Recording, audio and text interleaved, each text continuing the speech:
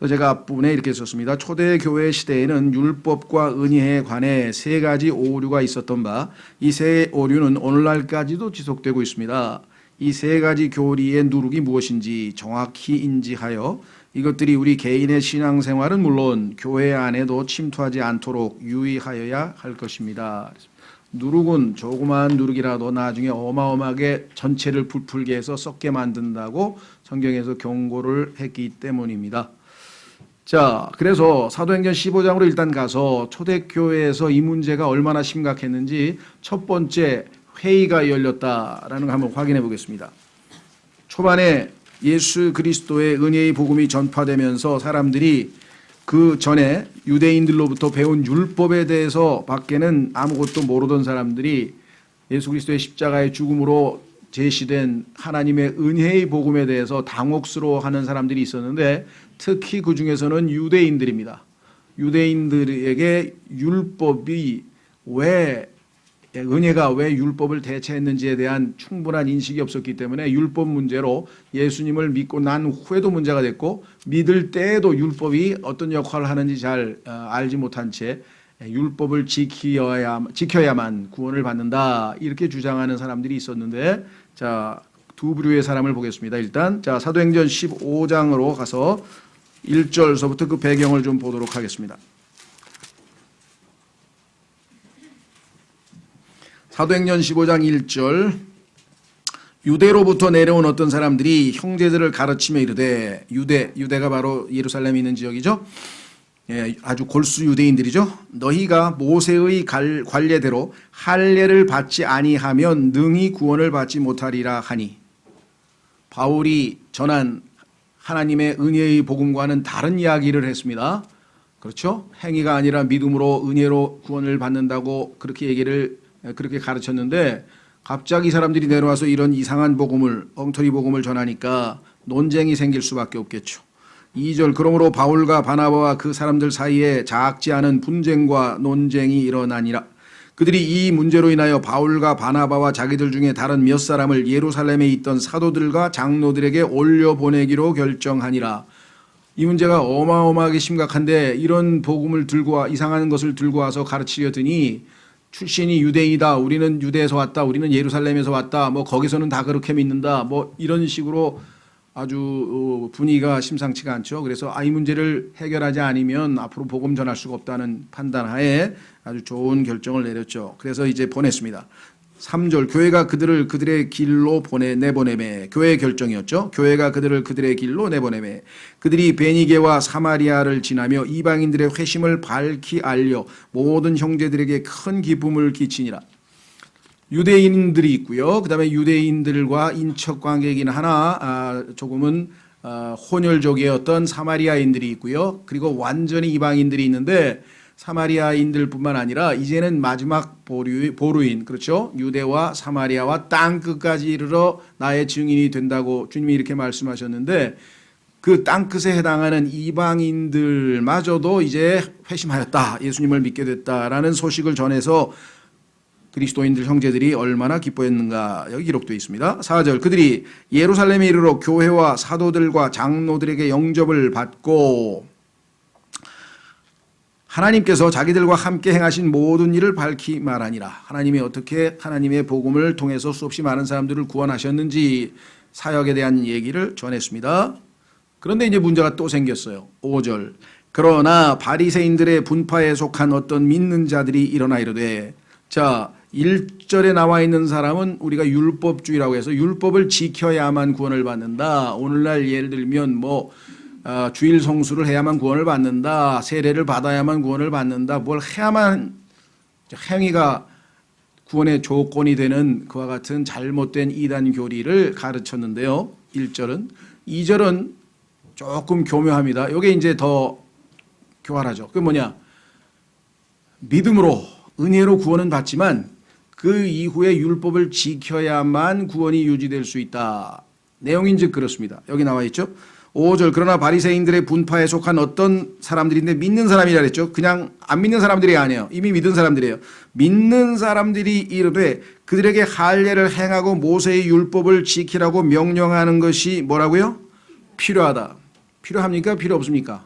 필요 없죠. 로마서 6장 14절에 우리는 율법 하에 있지 아니하고 은혜 아래 있다라고 얘기를 했고, 율법을 지키는 것이 아니라 우리가 사랑으로 주님을 따르고 순종하면 율법의 의가 우리 안에서 이루어진다 그랬지, 율법을 우리가 지키는 게 아니라고 성경은 얘기했는데, 이것에 대한 분명한 분별력이 없이 행해야만 한다, 이렇게 또 율법을 제시해서 또 다른 아류, 율법주의의 아류인데, 이 사람들은 구원을 받았는데 은혜로, 믿음으로 다시 원점으로 돌아가는 그와 같은 오류를 범했어요. 그래서 하나님께서는 첫 번째 오류를 완전히 불식시키기 위해서 로마서라고 하는 위대한 하나님의 복음과 관련된 교리서를 우리에게 주신 것이고, 다섯 번째 5절에 나와 있는 이 잘못을, 이 누룩을 제거하시기 위해서 주신 위대한 책이 오늘 우리가 다루려고 하는 갈라디아서라고 하는 책이다.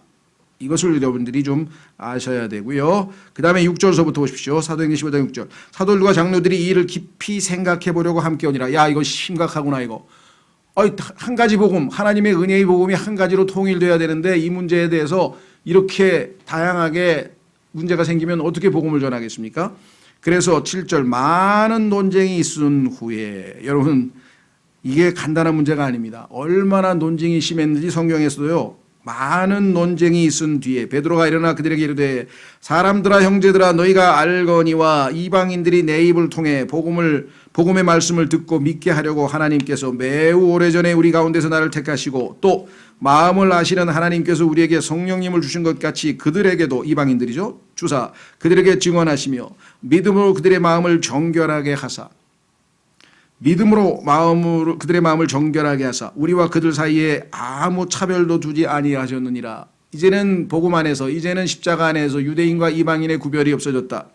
그런데 이제 너희가 어찌하여 하나님을 시험하여 우리 조상들이나 우리나 능히 매지 못하던 멍에, 이것이 바로 율법이죠, 를 제자들의 목에 두려 하느냐. 결론입니다.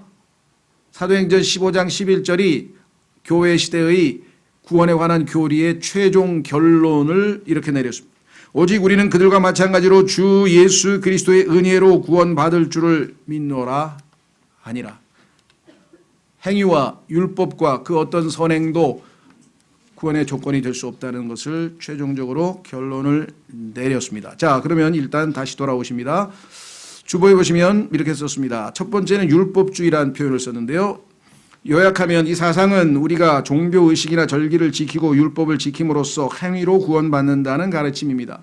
아마 여기에 계신 분은 이분이 당연히 없지만 과거에 자신의 신앙생활에 이런 생각을 가지고 신앙생활을 하셨다가 그것이 아니고 하나님의 은혜의 복음은 다르다, 그래서 하나님의 은혜의 복음을 받아들여서 아마 이 이단 교리를 버리고 제대로 된 진리를 통해서 구원받은 사람도 여기 상당수가 있을 것입니다. 특별히 감리교라든가 또 기타 순복음 등등등등 이 행위를 강조하는 교회들에 다니는 분들 중에는 은연중에, 그렇죠, 행위로 구원받는다는 잘못된 누룩을 받아들인 분들이 계세요. 과거에도 아주 몇십 년 됐지만 하여간 그 할아버지 기억이 나는데, 대학로에서 벤치에서 옆에 있는 할아버지에게 이렇게 복음을 전하다 보니까 교회 다니세요? 그러니까 몇십 년 됐대요. 아주 오래됐대요. 그러면 이제 구원 확신이 있으시겠니 했더니, 아이고 구원이라는 게 그렇게 쉽게 받을 수가 있나? 내가 매일 노력 중이야. 거기다 대고 어디서부터 말을 풀어가야 될지 이제 난감했던 기억이 있어. 그러니까 최대한 설명을 해드렸는데 마지막 순간까지 납득하신 것 같지는 않았어요. 그래서 야, 이런 사람이 아직도 있나? 그런데 의외로 많이 있어요. 여러분들 주변에 가보세요. 교회 다니세요. 구원 받으려고 다니지? 구원 받고 다니는 건데요. 무슨 소리야? 여태까지 얼마나 내가 노력을 했는데 구원을 그렇게 쉽게 받아? 이런 사람이 우리 주변에 아직도 많아요. 아직도 많아요. 보세요. 예루살렘 복음의 진원지, 예수 그리스도께서 십자가에서 죽으시고 그 예루살렘에서 복음을 들었다는 사람이 내려와서 이렇게 가르쳤잖아요. 모세의 관례대로 할례를 받아야 구원받는다고 가르쳤잖아요. 그렇죠? 그래서 오늘날에도 이 행위 구원을 은연중에 가르치는 사람들이 많이 있습니다. 그래서 이 이단 교리를 반박하기 위해 하나님께서는 로마서를 우리에게 주셨는데 특히 자, 두 구절 읽겠습니다. 로마서 3장 28절. 이 구절에 요약이 되어 있어요. 3장 28절. 로마서 전체가 우리는 오직 은혜로 믿음으로 구원받는다는 교리인데요.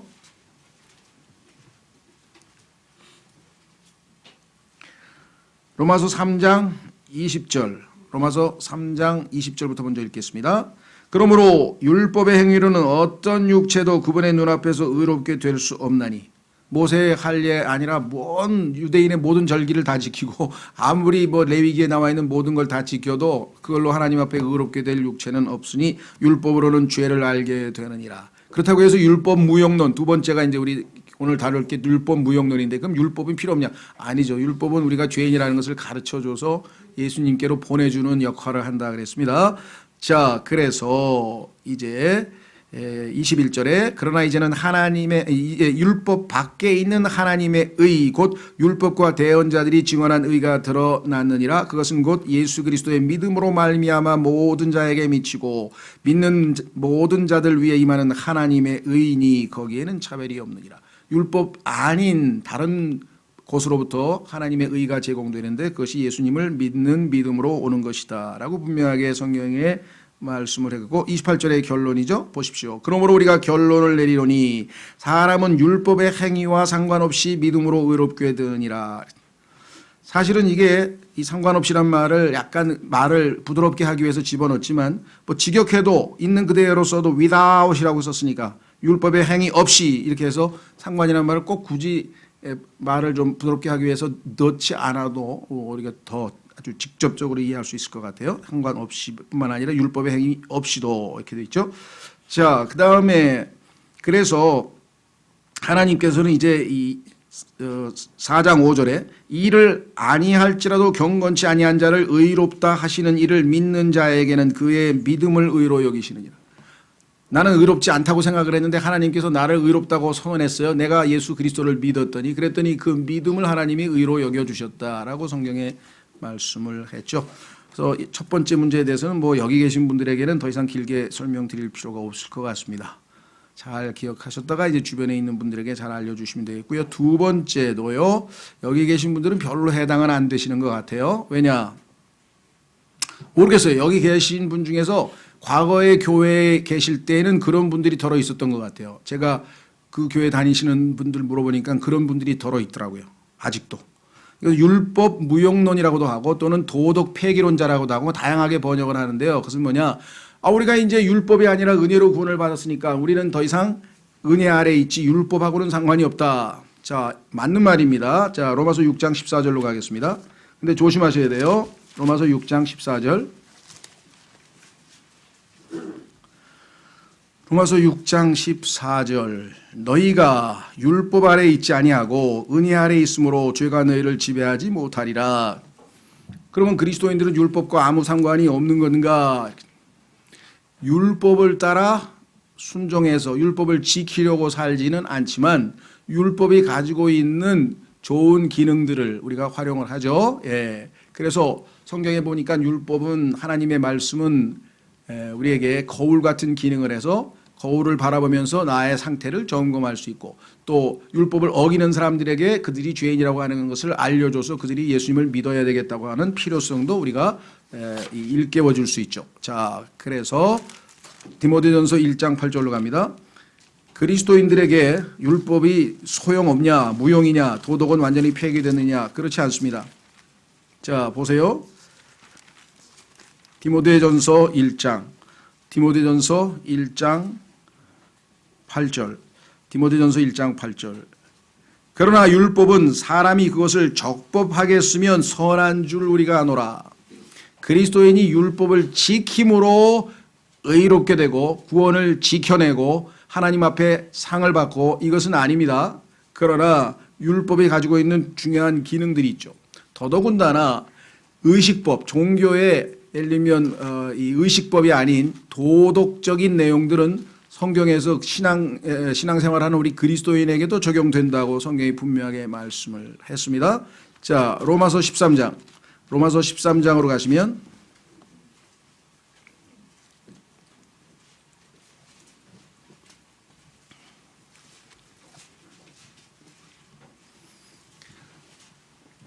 율법의 의가 내 안에 계신 성령님에 의해서 나의 안에서 우리 안에서 성취가 되어지는 것이죠. 우리는 율법을 지키려고 해서 지키는 게 아니라 예수 그리스도를 순종하고 사랑했더니 율법의 내용이 자동으로 내 안에서 다 이루어져 버렸더라.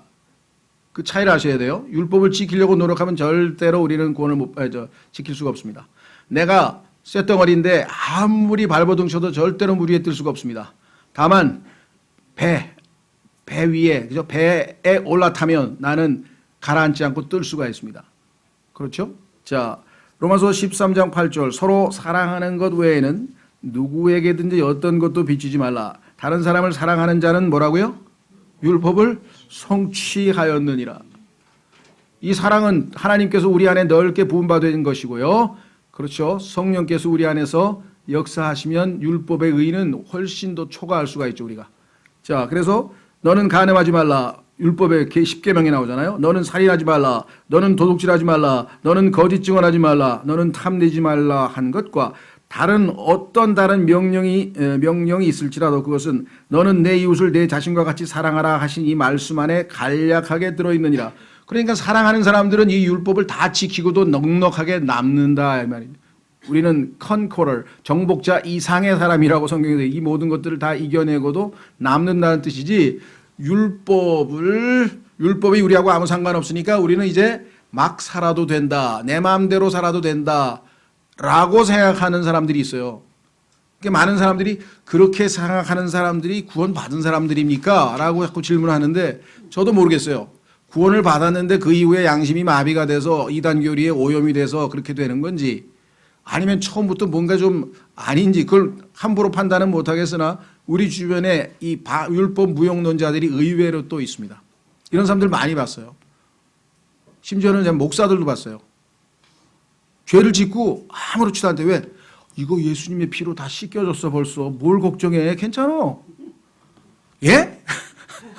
예수님이 그런 짓 하지 말라고 십자가에서 대신 피를 흘려 죽어주셨는데 성경에 보니까 우리가 죄를 짓지 아니하게 하렴이라고 성경에 써 있잖아요. 그러나 죄를 혹시라도 지으면 우리의 예수님께서 중보자로 거기에 계셔서 변호자가 계시니 죄를 자백하고 용서받으라 그랬지. 죄를 마음대로 지어. 왜? 십자가에서 다 해결됐어. 멍청아. 몰라? 이런 사람 내가 한두 사람 만난 게 아니에요. 이걸 은혜라 그럽니까? 내가 볼 땐 이건, 그러니까 그런 사람들 보면서 아무래도 저건 구원받은 것 같지가 않아요. 저런 마음 상태가, 하여간 단정 짓지는 말지만, 안 하겠지만, 하여간 율법 무용론이라는 것은 거기 뒤에 나와 있습니다.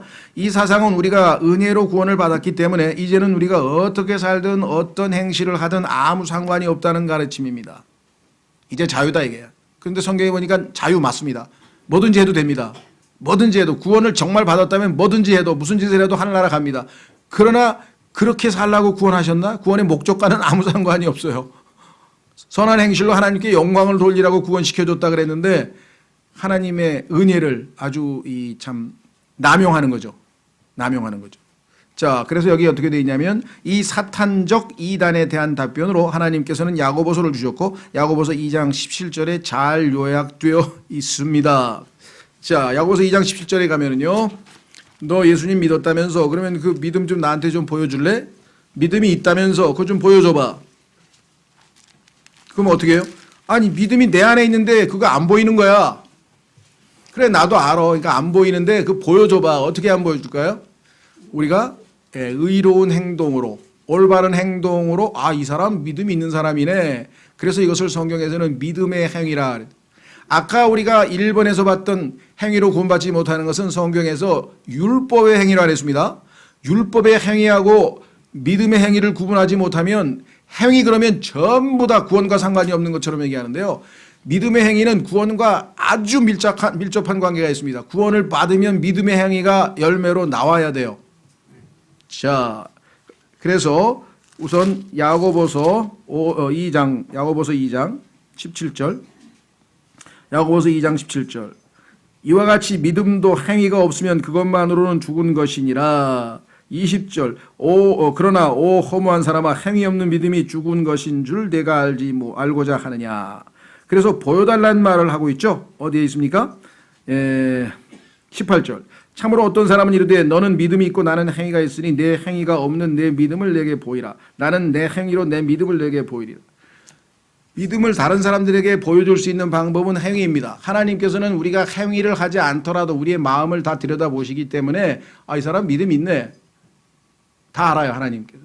사람들은 알 수가 없어요. 우리 속에 마음속에 믿음이 있는지 없는지. 따라서 여기서 지금 사람이 믿음으로만 의롭게 되는 것이 아니고 행위로 의롭게 된다는 얘기는 사람들 앞에서 의롭다는 것을 인정받으려면 행위로 입증해야지 말로 난 믿음이 있어. 믿음으로 의롭게 됐어. 그렇게 얘기해봐야 하나님 앞에서는 내가 의롭다함을 얻었지만 사람들에게는 인정받지 못했다는 얘기죠.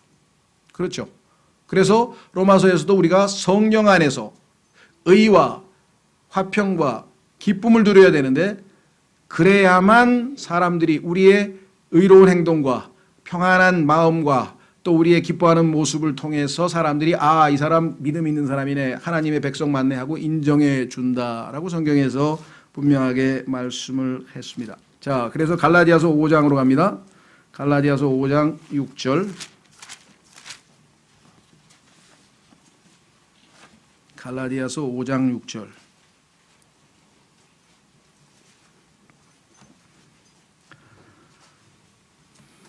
예수 그리스도 안에서는 할례나 무할례나 아무 효력이 없을 때 행위하고 구원은 아무 상관이 없죠. 다만 오직 사랑으로 일하는 믿음뿐이니라. 여기서 사랑으로 일한다고 할 때 일이 소위 말 우리가 얘기하는 행위잖아요. 행위. 사랑의 행위. 사랑으로 일하는 믿음. 예수님을 믿을 때 성경에서 보니까 하나님께서 우리에게 예수 그리스도의 믿음, 아들의 믿음을 우리에게 선물로 주셨는데 예수님이 우리에게 제공해 주신 그 믿음은 선한 행위를 할 수 있는, 여기 나와 있는 것처럼 선한 일을 하는 그러한 믿음을 주셨기 때문에 율법의 행위가 아니라 지금 이거 뭐죠? 사랑으로 일한다 그랬잖아요. 자, 그러니까 하나님을 사랑하면 자동적으로 선한 일들이 내 안에서 성취되어진다. 자, 확인해 보겠습니다. 요한일서 5장 3절. 요한일서 5장 3절. 요한일서 5장 3절.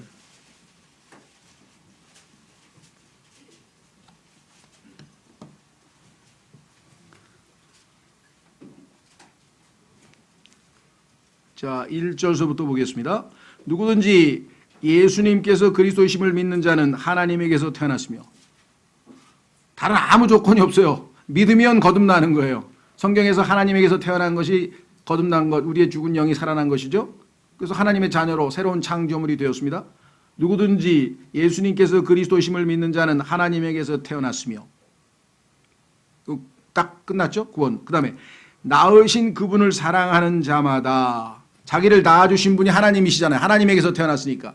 그러면 우리가 성경에 보면 하나님을 사랑한다 이 말이죠. 그러면 낳으신 그분을 사랑하는 자마다 그분에게서 난 자도 사랑하느니라. 하나님께서 나만 낳아주셨나요?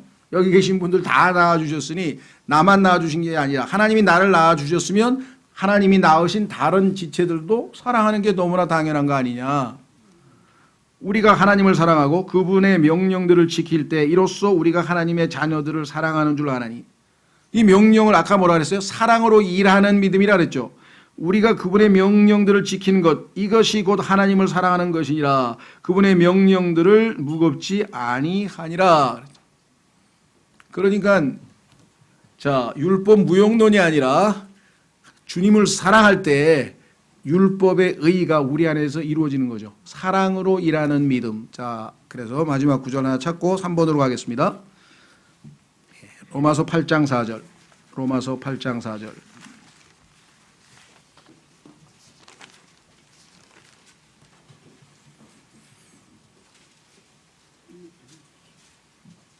로마서 8장 1절서부터 보겠습니다. 문맥을 보기 위해서. 그러므로 이제 그리스도 예수님 안에 있는 자들에게는 정죄함이 없나니, 예수님을 믿는 순간 성령께서 우리를 주님의 몸된 교회 안으로 침례를 주셔서 성령으로 침례받은 우리 모두는 이제 그리스도 안에 있게 되었는데, 그런 사람들에게는 정죄함이 없어요. 의롭게 됐으니까. 그런데 이 사람들은 어떤 방식으로 사느냐? 옛날 우리의 과거의 생활 방식이 아니라 육신을 따라 사는 삶이 아니라 자기 중심적으로 사는 게 아니라 이제는 성령의 생명의 법에 의해서 새로운 방식으로, 새로운 라이프 스타일로, 새로운 식으로, 새로운 방식으로 사는데 그 생활 방식이 설명되어 있어요. 그들은 육신을 따라 걷지 아니하고 성령을 따라 걷느니라. 이것이 정상적인 그리스도인의 생활인데 우리가 이렇게 살다가 중간에 다시 육신을 따라 살게 되면, 그렇죠, 육신의 행위들이 무엇인지 갈라디아서 5장에 쭉 써 있고, 반대로 성령을 쫓아 살면 성령의 열매가 쫙 열거되어 있고 대조되어 있죠, 갈라디아서 5장에.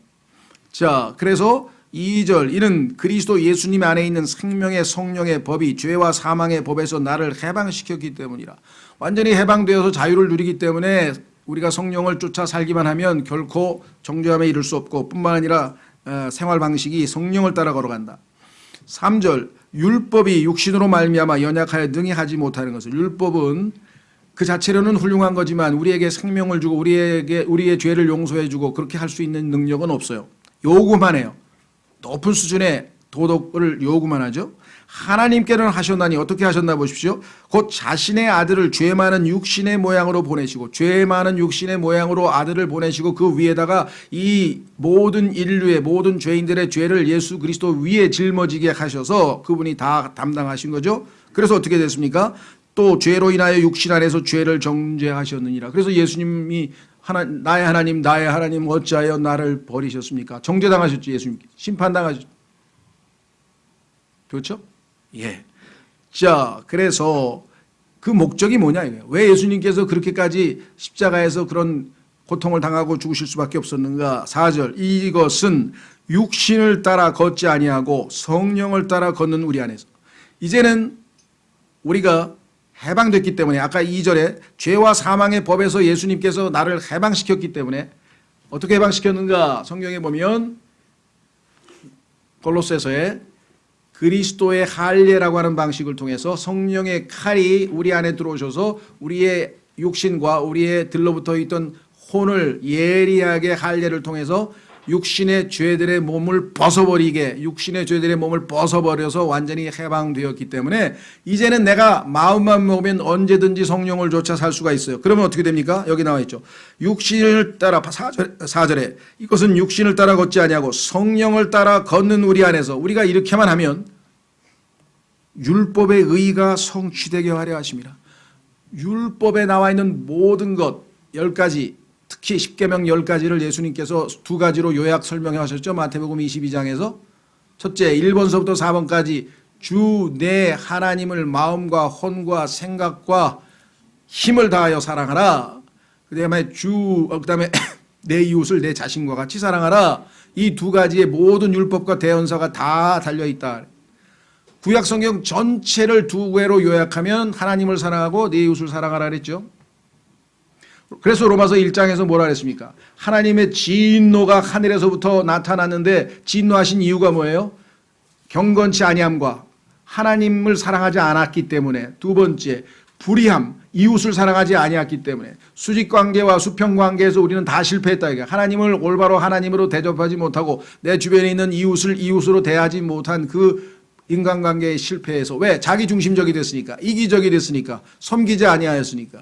그래서 진노하신 하나님의 진노가 아들에게 퍼부어졌고 그 대가로 이제 우리는 예수 그리스도를 믿고 그분을 사랑하고 성령을 쫓아 살기만 하면 우리 안에 이와 같은 율법의 의가 성취될 뿐만 아니라 성령의 열매가 가득하게 맺힐 수가 있다. 이렇게 얘기를 했습니다. 따라서 우리는 이제 율법과 무관하다 이렇게 얘기할 수가 없습니다. 그래서 이것을 성경에서는 뭐라고 얘기했느냐? 찾진 않겠습니다. 갈라디아서 6장 3절에서는 이것을 그리스도의 법이라 그랬어요. 사랑의 법. 예전의 율법이 아니라 그리스도의 법을 우리는 지키는 사람이 사랑의 법. 그 다음에 야고보서에서는 이거를 완전한 자유의 법이라 그랬어요. 완전한 자유의 법. 우리는 완전히 자의적으로 자유를 누리면서 내가 자발적으로 주님을 섬기고 사랑하는 거지 의무적으로 이것을 안 하면 안 돼, 이것은 반드시 해야만 돼 라고 그와 같은 율법적인 태도로 하나님 앞에 나아가는 것이 아니죠. 그래서 이 법의 이름이 그리스도의 법, 두 번째, 완전한 자유의 법. 이렇게 명칭되어 있어요. 한번 확인해 보십시오. 그리스도의 법은 갈라디아서 6장 3절에, 완전한 자유의 법은 야고보서 1장 25절에 나와 있습니다. 여러분들이 나중에 확인해 보시면 좋을 것 같고, 세 번째로 가겠습니다. 이게 이제 제일 심각한 문제인데요. 갈라디아주의라는 거예요. 갈라디아주의. 갈라디아주의라고 하는 것은 일종의 율법주의가 침투한 내용인데요. 여기 이렇게 설명되어 있습니다. 이 거짓 교리는 왜 하나님께서 갈라디아서를 우리에게 주실 수밖에 없었는가? 이 사람들은 신앙생활을 잘하는 사람입니다. 이번에 나오는 사람은 엉터리예요. 소위 말하면 엉터리니까 이건 뭐 신경 쓸 것도 없어요. 이 사람들은 핑계죠, 핑계. 교리를 잘못 알고 있죠. 그래서 자신들이 마음대로 죄를 짓고 즐기면서 살면서 예수님의 은혜로 십자가에서 다 피로 죄사함 받았으니까 상관없다. 이렇게 하는 사람들이라 그랬죠. 양심이 마비된 사람들이고, 3번의 경우에는 이 거짓 교리는 우리가 은혜로 구원을 받았으나 이후에는 율법을 지킴으로 구원이 지켜진다는 가르침인데, 오늘날 이렇게 믿는 그리스도인이, 구원받은 그리스도인이 상당수가 있습니다. 오히려 구원의 영원한 보장을 믿는 그리스도인은 소수예요. 알고 보면 너무나 많은 사람들이 지금 우리 주변에서, 특히 요즘에 우리말로 뭐라고 번역하는지 모르겠는데요, 한 폴 워셔라고 하는 유명한 미국 목사가 아주 요즘 우리 한국에서도 유행하고 그 사람이 쓴 책도 많이 나와 있는데요, 킹제임스 성경 진영에서도 그 사람 따라가는 사람도 있어요. 그 사람은 소위 말하면 Lordship Salvation이라 그래요. 이걸 우리말로 뭐라고 번역했는지 내가 지금 잘 모르겠는데, 예수 그리스도를 구원자로만 받아들이고 주님으로 받아들이지 아니하고 삶의 열매가 없는 사람은 구원받은 것이 아니다. 이렇게 얘기를 하면 이 세상에 구원받을 수 있는 사람이 누가 있겠습니까? 아주 애매모호하게, 이게 전형적인 갈라디아주의 사람들이에요. 시작은 성령으로 했는데 완성은 육체로 하고자 하는 사람들의 대표적인 사람의 경우예요. 그런데도 지금 세계적으로 아주 명성이 자자합니다. 지금 우리나라도 추종자들이 꽤 많습니다. 저한테도 막 글 보내는 사람이 있어요. 구원은 그냥 영원히 한번 구원은 영원한 구원 그렇게 간단하게 주어지는 게 아닙니다. 우리의 피땀 흘린 노력으로 지켜내야 합니다. 별소리 다 와요. 그분의, 그 사람들의 어떤 인간적인 마음은 좀 이해하겠어요. 왜? 구원을 그렇게 받았으면 당연히 헌신되고 당연히 열매 맺고 당연히 아름다운 뭔가 하나님을 향한 뜨거운 뭔가 신앙생활이 나와야 되는데, 구원받았다고 하는 사람들이 그냥 할 거 다 하고 놀 거 다 놀고 저거 뭐야 막 이러다 보니까 저 사람 구원 안 받았나 보네 이렇게 생각을 하면서 자꾸만 거기다 뭘 덧붙이려고 해요. 이게 굉장히 위험스러운 것이죠. 우리가 구원을 받은 다음에 마음이 식어서 신앙생활이 엉망이 되면 그것을 성경에서는 뭐라고 얘기하느냐면은 이건 falling, 떨어져, 소위 말하면 실족했다든가 넘어졌다든가 아니면 백슬라이딩, 타락했다든가. 그래서 이 사람들이 뭐예요? 다시 예를 들면 마가같이 중간에 복음 전하다가 너무 힘들어서 포기하고 그냥 그만뒀다가 다시 회개하고 돌아와서 나중에 바울에게 유익한 아주 쓰임받는 훌륭한 또 일꾼이 됐잖아요. 우리 그리스도인들이 올라갔다 내려갔다가 한두 번입니까? 신앙생활하면서 일관성 있게 항상 모범생으로 이렇게 사는 사람들 있죠. 그런 그리스도인들은 없어요. 그건 겉보기에 그런 사람들이 있을 뿐 그 사람의 내면 세계에서는 얼마나 이게 부침이 있겠어요. 그렇죠? 마음이 식어버려서 주님께서도 그걸 다 아시고 너희가 다 좋은데 첫 번째 사랑을 떠나버렸구나. 그러니 기억하고 회개하라. 그 주님께서도 우리에게 말씀하셔서 우리가 그 말씀을 도전받고 돌이키고 있기도 하고, 성경에 보니까 타락해서 저기서 이 시리아에서 아주 막 제멋대로 살던 야곱이 마음 잡고 베델로 올라가자 하면서 모든 우상들을 다 땅에다 상수리 나무에다 묻고 자기의 종들의 모든 우상들을 다 땅에다 묻고 마음을 새롭게 해서 하나님의 집 베델로 올라가자 하면서 다시 회개하고 새롭게 출발하는 경우가 얼마나 많으며, 성경에도 그런 사람들이 얼마나 많냐 이거죠. 그렇죠. 그거 하고 그 사람들을 구원을 지켜내지 못했다고 생각하는 거하고는 이게 문제가 돼요. 만약에 구원이 우리의 행위에 달렸다면 우리는 단 한 사람도 하늘나라 갈 사람은 없어요. 그렇죠? 위험스러운 거예요. 위험스러운 거예요. 보세요. 뭐라고 돼 있나? 이렇게 되면 결국 우리의 궁극적인 구원은 하나님의 은혜 대신 우리의 행위에 달려 있게 됩니다. 이 오류를 척결하기 위해서 성령께서는 바울을 통해 갈라디아서를 주셨습니다. 갈라디아서는 우리가 율법의 행위 없이 죄송합니다. 율법 행위 없이 은혜로 구원받고 그다음에 지켜지고 행위가 우리를 지켜지는 게 아닙니다. 은혜로 지켜지고 결국 구속, 여기 몸의 구속이죠. 마지막 순간의 최종 구원의 완성도 은혜로 이루어지는 것이지 우리의 어떠한 의로운 행위도 거기에 덧붙여질 수 없다. 다만 아까 얘기했습니다. 믿음의 행위. 근데 그 믿음의 행위의 주체가 누구냐? 자, 성경에 한번 확인해 보겠습니다. 아까 율법의 의가 우리 안에서 이루어진다 그랬어요. 내 안에 들어오신 성령께서 내가 성령을 쫓아 살면 성령께서 그 일을 이루시는 것이죠. 자, 그러면은 빌립보서로 가보겠습니다. 빌립보서 2장. 빌립보서 2장.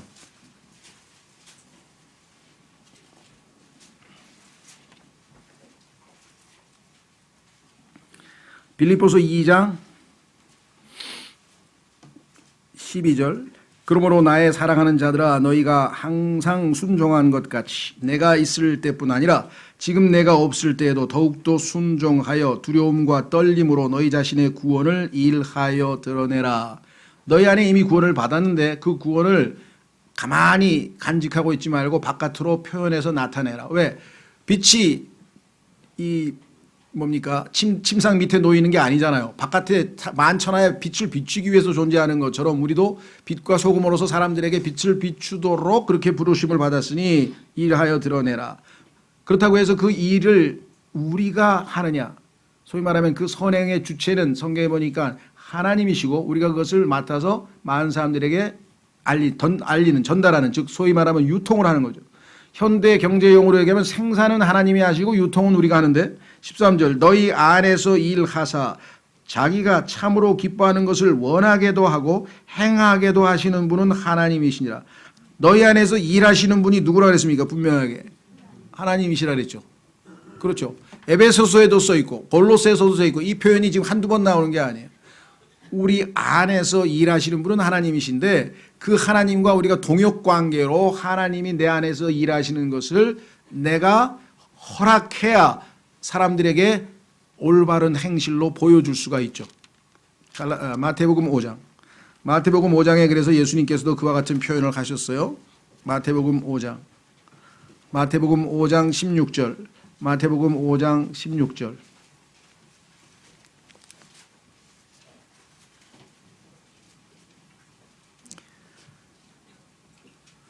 이와 같이 너희 빛을 사람들 앞에 비추어 그들이 너희의 선한 행위를 보고 하늘에 계신 너희 아버지께 영광을 돌리게 하라. 자, 여기 보시면 너희 빛을 사람들 앞에서 비추어. 성경에 따르면 너희는 세상의 빛이라. 그런데 실제로는 뭐예요? 예수님께서 요한복음에는 나는 세상의 빛이라. 어떻게 된 거예요? 예수님이 세상의 빛인데 예수님께서 우리를 보고 너희는 세상의 빛이라. 당연히 빛 되신 예수님께서, 그렇죠? 질그릇 안에 보배로 오신 주님께서 우리 안에 들어오셨으니까 예수 그리스도가 빛이지만 내 안에 들어와 계셨으니까 너희가 세상의 빛이라고 말씀하신 거 아니겠어요? 그래서 뭐라고 했습니까? 사람들 앞에서 비추라 그랬는데 이 비추라고 하는 게 내가 주체적으로 비추는 게 아니라 성경에 보니까 사역동사인 let가 들어가 있어요. 빛이 비추도록, 빛 대신 예수님께서 바깥으로 표현되려면 나의 허락이 있어야 돼. 내가 순종하라고 내 자신을 내려놓고 내 자신을 부인해야, 십자가를 지고 내 자신을 부인해야 그리스도께서 밖으로 표현이 될 거 아니겠습니까? 그래서 지금 허락하라 하시는 이게 뭐라냐면 이와 같이 너희 빛을 사람들 앞에 비추도록 하여, 내가 주체가 되는 게 아니고 비추도록 하여 예수님께서 비추시는 것이겠죠. 그들이 너희의 선한 행위를 보고, 이렇게 되어 있습니다.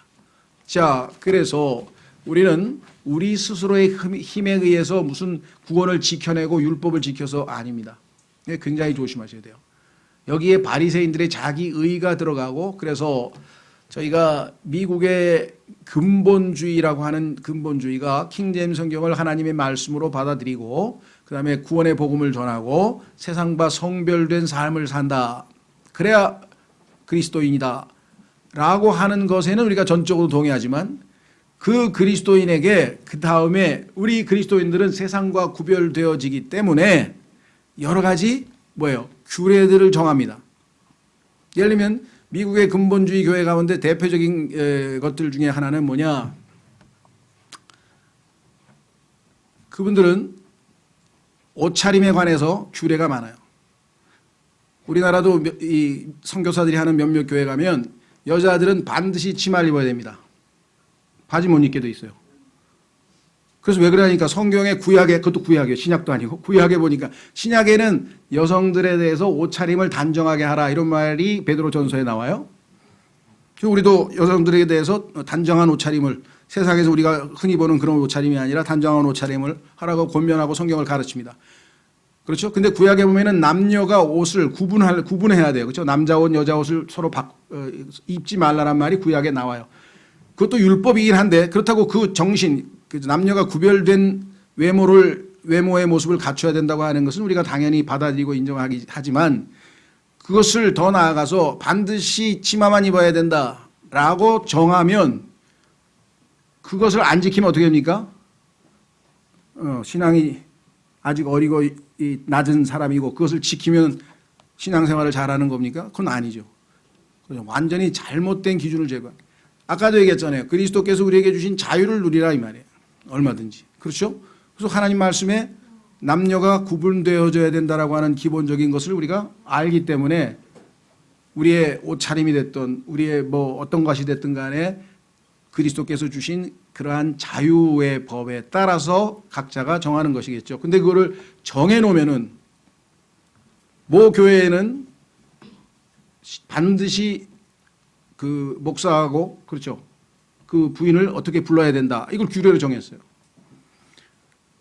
반대도 안 돼요. 반드시 어떻게 불러야만 한다. 이거는 또 다른 규례를 하나 또 만드는 거예요. 그래서 저희가 지난번에 칭호 얘기가 나왔을 때 교회에서는 일반적으로 기본적으로 다 주 안에서 형제자매이기 때문에 형제자매라고 하는 칭호가 제일 좋겠습니다.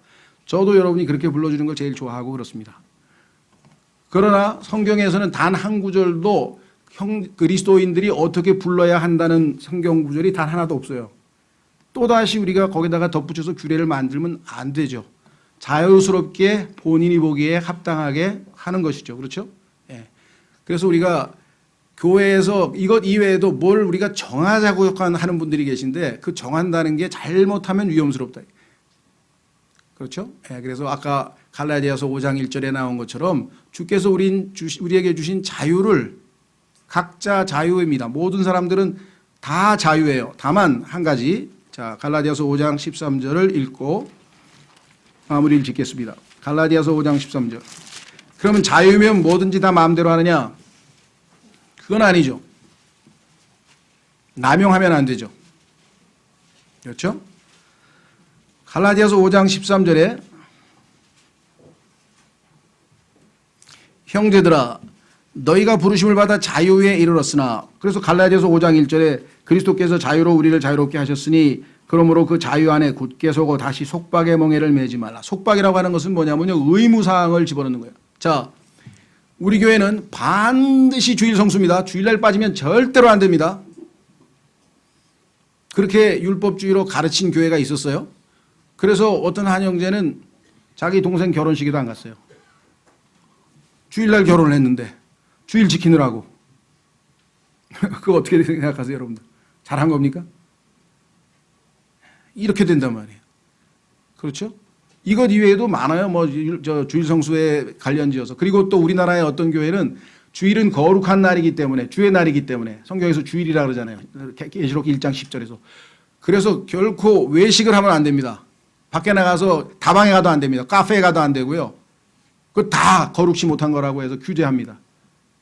이런 것들이 쓸데없이 그리스도인이 주시는 자유를, 물론 우리가 볼 때 그래도 이 카페 같은 데가 그 음악이라는 게 너무 세상적인 음악이고 그래서 분위기가 좀 그렇지 않느냐 뭐 이렇게 생각하시는 분도 계세요. 그러면 그거는 personal conviction이에요. 성경에서 얘기하는 교리가 아니라 개인적으로 나는 거기 가면 영적인 분위기가 아니기 때문에 나는 카페는 안 가겠다. 그럼 자기가 안 가면 되는 거죠. 그런데 카페 가는 형제를 저 세상적인 음악 나오는 데 갔네라고 판단을 해버리는 순간 이건 문제가 생기는 거예요. 그렇죠?